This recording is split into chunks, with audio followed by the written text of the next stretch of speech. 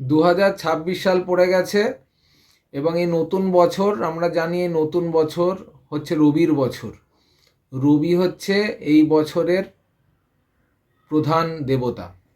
তাই রবিকে সন্তুষ্ট করতে পারলে তা আমাদের এই বছরের যে অভীষ্ট বা আমরা যে সিদ্ধি নিয়ে এই বছরটা এগোবো বা আমরা যে সিদ্ধি লাভ করতে চাই, রবিকে সন্তুষ্ট করতে হবে।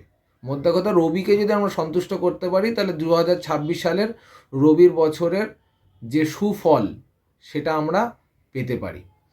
তা এইগুলো যে আছে রবিকে সন্তুষ্ট করার যে পদ্ধতিগুলো আছে তার মধ্যে দান সামগ্রী, মানে বিভিন্ন জিনিস দান করার মাধ্যমে কিন্তু আমরা রবিকে সন্তুষ্ট করতে পারি। তাই এই যে দান সামগ্রী করব কি, তার মধ্যে রবিকে সন্তুষ্ট করার জন্য জব দান করা যেতে পারে। জব যে শস্য আছে, জব দান করা যেতে পারে।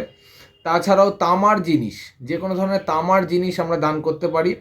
তাছাড়া গুড় জাতীয় জিনিস, গুড় যদি কোনো ছোলাতে লাগিয়ে, যদি ছোলাতে মাখিয়ে যদি আমরা কোনো পশুকে খাওয়াতে পারি, এইগুলো জিনিস। মুসুর ডাল যদি আমরা দান করতে পারি তাহলে খুব ভালো। তা বিভিন্ন ধরনের জিনিস দানের মাধ্যমে কিন্তু আমরা রবিকে অনেক ভালোভাবে, রবির যে ফলগুলো সেগুলো আমরা পেতে পারি।